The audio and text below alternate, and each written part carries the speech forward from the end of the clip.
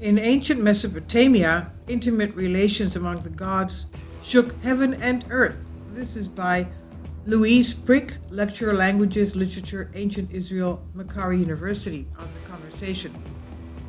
Sexuality was central in life of ancient Mesopotamia, the area of the ancient Near East often described as the cradle of Western civilization, roughly corresponding to modern-day Iraq, Kuwait, and parts of Syria, Iran, and even Turkey. It was not only so for everyday humans, but for kings and also the deities, their gods and goddesses. Their histories, author explores changing sexual mores from antiquity to today. Mesopotamian deities shared many human experiences. This is also true for the gods of quote-unquote ancient Greece. They were more human and had human faults and traits than sinless gods. So Mesopotamian deities shared many human experiences with gods marrying, procreating, and sharing households and familial duties. However, when love went wrong, the consequences could be dire in both heaven and on earth, according to those legends. Scholars have observed the similarities between the divine quote-unquote marriage machine found in ancient literary works and the historical courtship of mortals, although it's difficult to disentangle the two, most famously in the so-called sacred marriages, which saw Mesopotamian kings marrying deities. Divine sex, gods being immortal and generally of superior status to humans, did not strictly need this type of intimate intercourse for population maintenance, yet the practicalities of the matter seem to have done little to curb their enthusiasm. Kindly support my Patreon account. The daily posts are 5 videos daily, and they are totally different from what I have on my YouTube channel. Thank you so much for your support and that you find all my content so interesting. You'll find the Patreon account details in the description box. The relationship between Mesopotamian deities provided inspiration for a rich variety of narratives. These include Sumerian myths such as Enlil and Ninlil and Enki and Ninhursag, where the complicated sexual interactions between deities was shown to involve trickery, deception, and even disguise. The same thing in ancient Greek mythology. Now, in both myths, the male deity adopts a disguise and then attempts to gain access to the female deity or to avoid his lover's pursuit. In the first, the goddess Ninlil follows her lover Enlil down into the underworld and barters favors for information on Enlil's whereabouts. The provision of a false identity in these myths is used to circumnavigate societal expectations of sex and fidelity. Now, the sexual betrayal could spell doom not only for errant lovers but for the whole of society. When the queen of the underworld, Eresh Kigal, is abandoned by her lover Nergal, she threatens to raise the dead unless he is returned to her, and the reason is that she wants to satiate her love with him.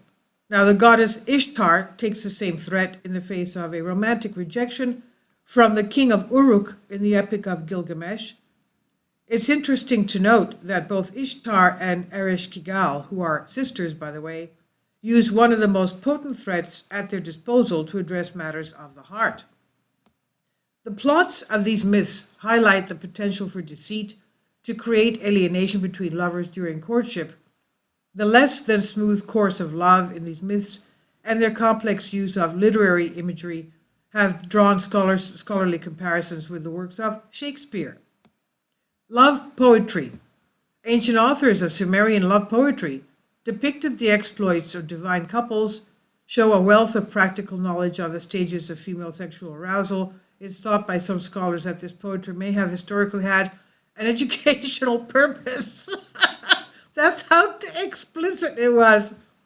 To teach the young lovers in ancient Mesopotamia who were inexperienced about all these types of things. I can't believe it. It's also been suggested the text had religious purposes or possibly even magical potency. Now, several texts write on the courtship of a divine couple, Inanna, the Semitic equivalent of Ishtar, and her lover, the shepherd deity Dumuzi. The closeness of the lovers is shown through a sophisticated combination of poetry and sensuous imagery, perhaps providing an edifying example for this year's Bad Sex and Fiction nominees. Now, in one of the poems, elements of the female lover's arousal are cataloged from the increased. Okay, I'm not going to go into. It's terrible. It talks about lubrication of the body.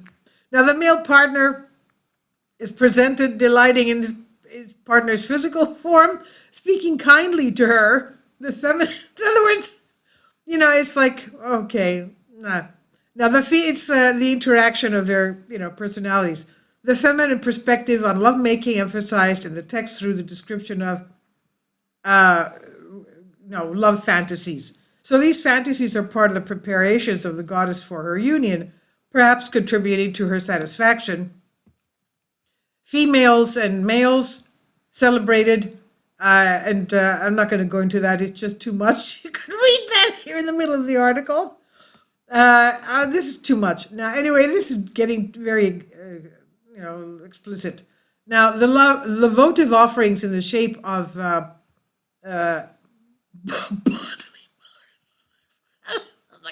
I'm just whispering. Found in the city of Ashur from before 1000 BC. Happy goddess means happy kingdom. This divine interaction, not the sole preserve of the gods, but could also involve a human king. Few topics from Mesopotamia have captured the imagination as much as the concept of sacred marriage. So in this tradition, this historical Mesopotamian king would be married to the goddess of love, Ishtar. There's literary evidence for such marriages from every very early Mesopotamian before 2300 BC, and the concept preserved into much later periods. The relationship between historical kings and Mesopotamian deities was considered crucial to the successful continuation of earthly and cosmic order. For the Mesopotamian monarch, then, the sexual relationship with the goddess of love most likely involved a certain amount of pressure to perform. Now, some scholars suggest these marriages involved a physical expression between the king and another person, such as a priestess, embodying the goddess. The general view now is that if there were a physical enactment to a sacred marriage ritual, it would have been conducted on a symbolic level rather than a carnal one, with the king perhaps sharing with a statue of a deity. Now, agricultural imagery was often used to describe the union of goddess and king. Honey, for instance, is described as sweet like the goddess's mouth. A love song from the city of Ur between 2100 and 2000 BC is dedicated to Shushin, the king, and Ishtar. Now, in the love poetry depicted is pleasurable activities, love feelings of intimacy, sense of increased closeness, considered to bring joy to the heart of the goddess, resulting in good fortune and abundance for the entire community, perhaps demonstrating an early Mesopotamian version of the adage, happy life equals happy wife. Now, happy wife equals happy life. Now, the diverse presentation of these intimacies creates something of a mystery around the causes of the cultural emphasis on cosmic copulation, while the presentation of this type of intimate relations in marriage in ancient Mesopotamia likely served numerous purposes. Some elements of the intimate relationships being God shows, some carry over to mortal unions.